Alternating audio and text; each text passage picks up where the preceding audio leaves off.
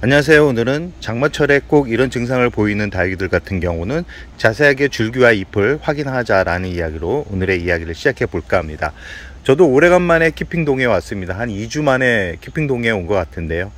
전체적으로 둘러보니까 아직은 그래도 기온이 크게 올라가지 않아서 큰 문제가 오지는 않았는데 중간중간에 곰팡이 병이나 깍지벌레들이 찾아와 가지고 다육이들이 좀 힘들어하는 품종들이 보입니다. 저 뒤쪽에 보이는 방울복랑금이 그런 증상의 대표적인 부분인데요. 깍지벌레와 곰팡이가 동시에 와가지고 지금 증상이 그렇게 좋지는 않습니다. 지금 보면 이 깍지벌레 똥이 보이죠? 저 뒤쪽에 있는 방울복랑에서도 검은색 곰팡이 같이 이렇게 찐덕찐덕한 부분이 있는데 저게 다 깍지벌레 똥입니다. 아마 선풍기를 틀면서 이 주위에 있는 깍지벌레들이 날라와서 발생할 수도 있고, 기온이 높아지면서 알이 부화되면서 퍼졌을 가능성이 있는데, 대부분 이런 키핑동에서 키우는 때는 깍지벌레들이 이 선풍기 바람에 날라와 가지고 발생할 수 있는 확률이 높기 때문에 내가 아무리 약을 잘 친다 그래도 동시에 발병되는 경우가 많습니다. 그렇기 때문에 저처럼 키핑동에서 키우는 분들 같은 경우는 주위에 있는 분들의 다육이가 건강한지 아니면 깍지벌레가 있는지 확인해 가지고, 만약에 깍지벌레가 있다 그러면 약을 같이 쳐 주셔야지만 효과가 있다라는 말씀을 드리고 싶습니다. 오늘은 기온은 높지 않지만 아주 공기 중에 습도가 아주 높습니다. 이럴 때 주의해야 되는 부분은 뭐냐면, 물을 주시는 분들이 있는데 물을 줘야 됩니다. 물을 줘야 되긴 하지만 많은 양의 물을 주었을 때 갑자기 높아지는 기온에 무너져 내리는 경우가 허다하기 때문에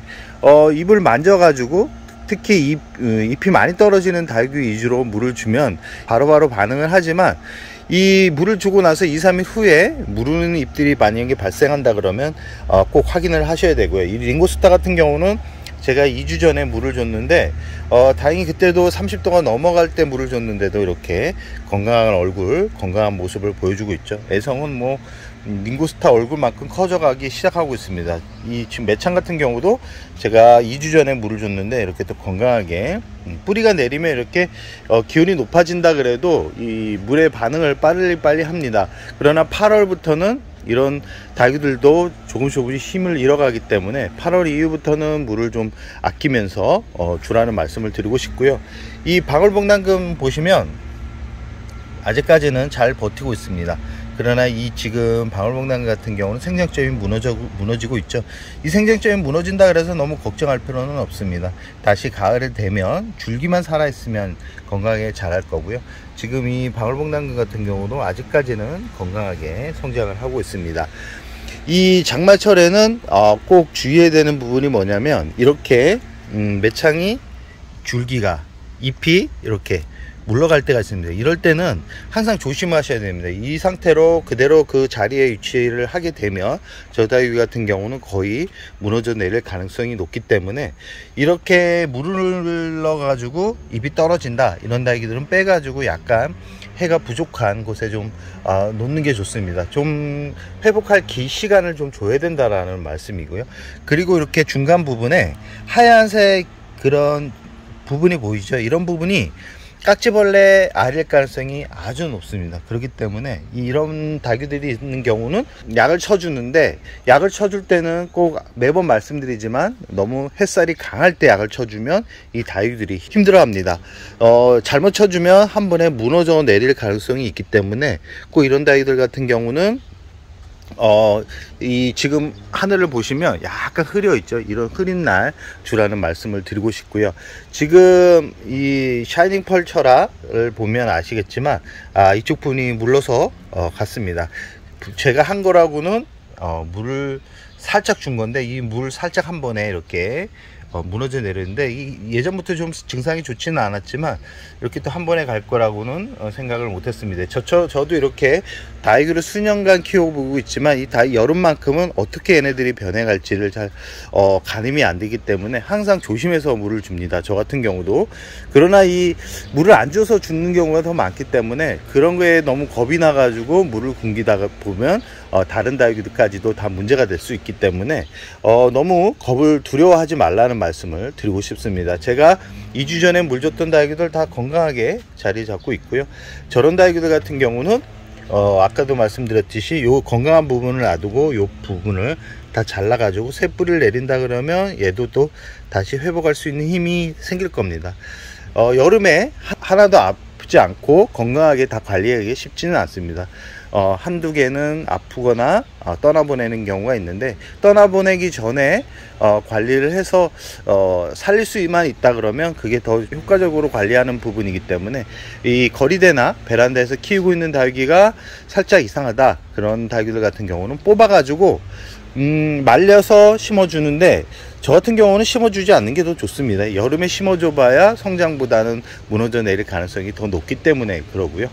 이 베란다에서 키우는 분들 같은 경우는 이 물을 한 번에 많이 주기보다는 소주컵 한 2잔 정도로 살짝 주는데, 이 더운 날 주지 마시고 약간 시원한 날, 지금 시기 지금 한 26도에서 27도 정도 되는 요때 물을 주면 아마 2-3일 지나서 물을 끌어올리는 부분을 확인할 수 있을 겁니다. 그러면 한 2-3일 지나면 물이 마르기 때문에 갑자기 높아진 온도에 얘네들이 무너져 내리는 경우를 조금은 줄일 수 있습니다.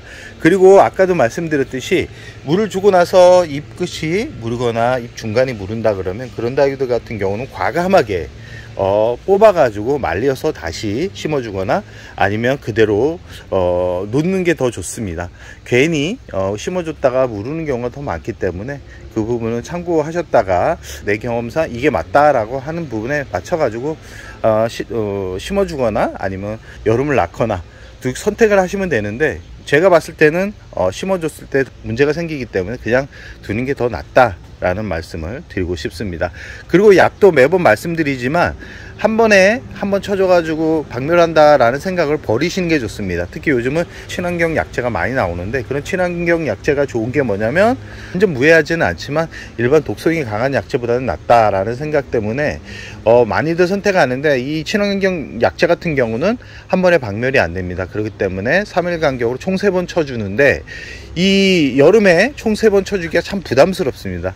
그렇기 때문에 일주일에 한 번 정도 잎에 듬뿍 묻게 쳐주는 게 좋고요. 물을 줄 때 약물을 희석해 가지고 저명간소 이렇게 주는 분들이 있는데, 그 부분은 여름에는 또 추천드리고 싶지 않다 라는 말씀을 꼭 드리고 싶습니다. 장마철 다육이 관리 참 힘듭니다. 물 한 번에 무너져 내리는 경우가 많기 때문에, 이 장마철에는 잎을 만져 가지고 잎이 단단하다 라는 그런 다육이들 같은 경우는 물을 주지 마시고 완전 잎이 쪼글쪼글한 그런 다육이 위주로 물을 주거나 아니면 스프레이로 이렇게 뿌려주는 정도로 만족하는 게 좋습니다. 여름에는 다육이가 예뻐지거나 성장을 하지 않습니다. 괜히 욕심부리다가 죽이는 것보다는 약간 못나지고 쭈글쭈글 거려도 가을까지 이제 잘 버티는 게 더 중요하다는 말씀을 드리면서 오늘의 영상을 마치겠습니다.